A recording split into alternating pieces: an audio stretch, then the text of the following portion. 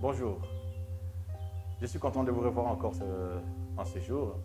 Aujourd'hui, je vais parler, après avoir écouté les gens poser des questions là-dessus, de l'unité de la divinité. C'est un sujet assez vaste et qui nécessite suffisamment de temps. Alors, pour permettre à chacun d'entre nous de comprendre l'unité de la divinité, je vais essayer de définir avec vous ce qu'est l'être humain, ce qu'est l'homme. D'habitude, nous savons tous que l'homme est composé de trois parties. La partie physique, qu'on appelle le corps humain, il y a la partie esprit et la partie âme. Souvent, les gens confondent la dimension esprit et âme et il y a beaucoup de cacophonie là-dessus. Mais j'aurai le temps de développer tout cela pour permettre de comprendre, afin que vous compreniez combien de fois nous sommes un avec Dieu.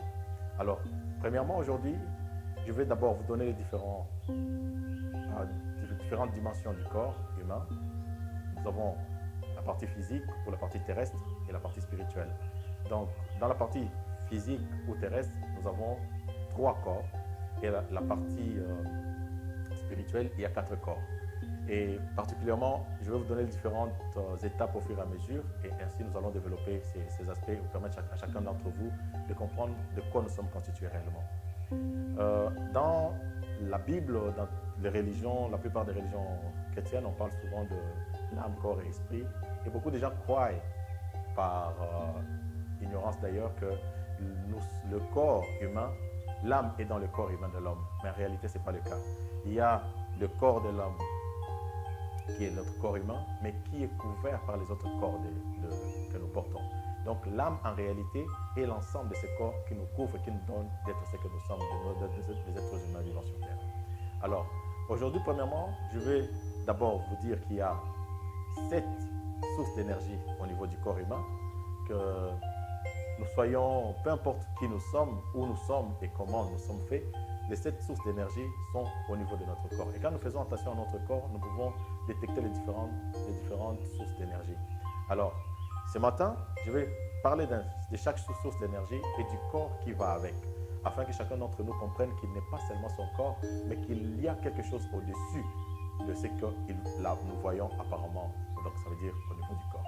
Premièrement, nous avons la première source d'énergie qui est la source d'énergie racine, qui est la base de notre source d'énergie et qui est la base de cette source d'énergie est le corps humain. Et souvent, cette source d'énergie se trouve au niveau du sexe. J'entends souvent les gens dire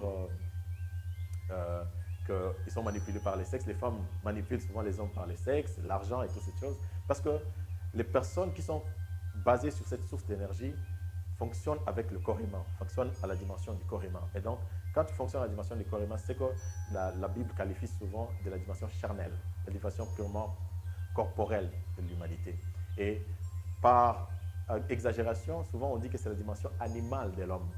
Ça veut dire que l'homme, il est purement basé sur son instinct. Les actions sont basées sur son instinct. Le but pour lequel il agit, c'est juste gagner, gagner, gagner, avoir des rapports. Tout ce qui est fait dans cette dimension de ce corps-là est la dimension purement basique de l'humanité. Après cette dimension basique, il y a la dimension suivante qui est légèrement au-dessus. Normalement, elle est représentée par ce qu'on appelle la source ou l'énergie sacrée qui est légèrement au-dessus, au niveau du bas-ventre. Quelque part au-dessus du bas-ventre, c'est là où se trouve la source de cette énergie. Et cette énergie est représentée par un autre corps. Cet autre corps n'est pas visible au niveau naturel. Bien qu'il soit un corps terrestre, mais il n'est pas visible au niveau naturel, on le qualifie de corps éthérique. Ce corps éthérique est encore appelé le corps vital. C'est ce corps qui transmet la vie des autres corps vers le corps humain. Et c'est ce qui nous permet de vivre.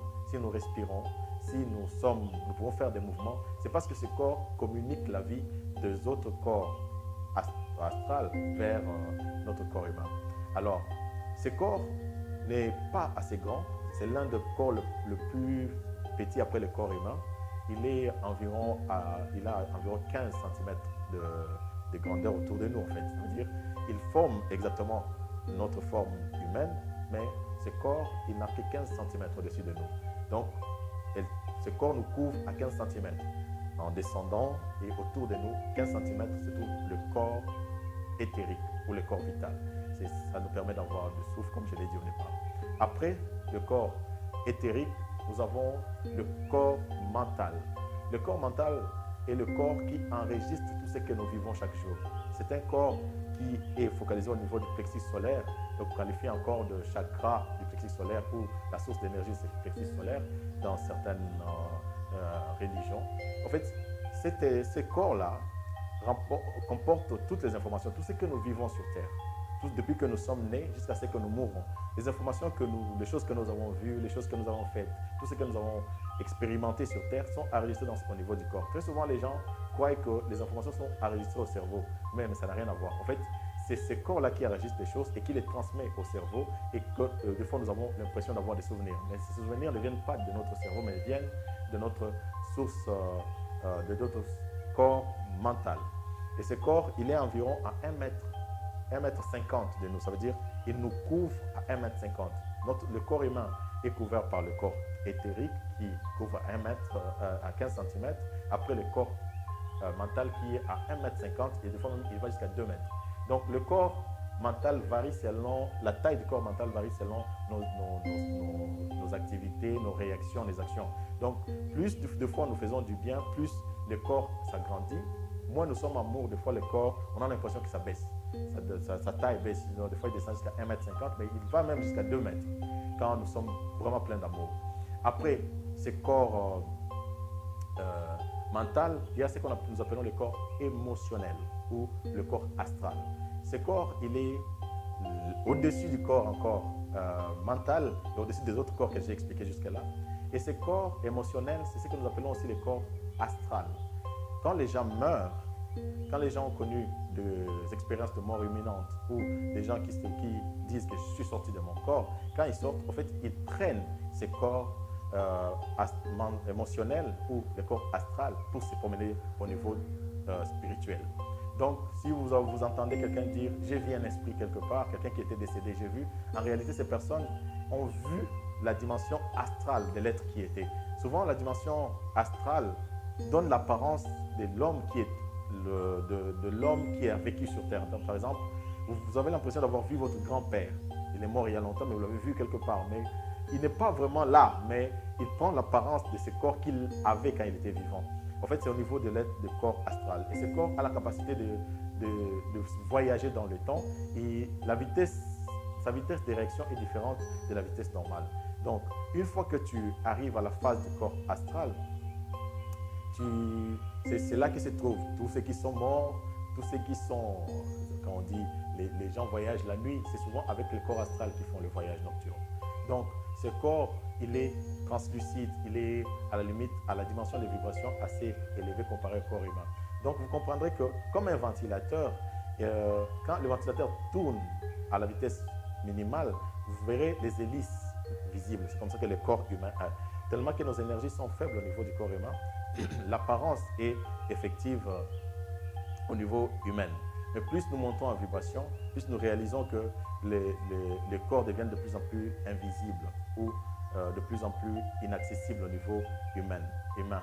Donc, et ça, à ce niveau-là, nous réalisons rarement que nous avons ces 4 dimensions de corps et rares d'entre nous comprennent que réellement ils comportent ces corps parce qu'en réalité, nous voyons que c'est qui est apparent. Alors, je vous recommanderais de faire cette expérience ou d'apprendre à davantage concernant vos différents aspects et cela vous permettra pour commencer de comprendre que vous êtes au-delà de ce que vous voyez, au-delà de ce que vous touchez, au-delà de ce que vous expérimentez. C'est vrai que beaucoup de gens savent déjà qu'il y a des choses, mais comment ça se passe concrètement? Est-ce que c'est certaines personnes seulement qui ont cette capacité ou pas? Non, nous tous, nous avons cette capacité, mais certains ont appris à l'expérimenter et d'autres pas. Voilà cette différence qu'il y a entre nous. Donc, c'était les 3 premières parties du corps humain qui nous enveloppent. Maintenant, prochainement, nous allons parler des 4 autres parties qui comprennent jusqu'à la divinité, qui vont jusqu'à la divinité de notre être.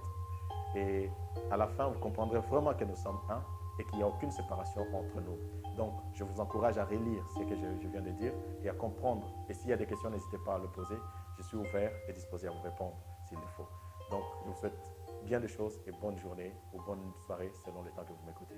Au revoir.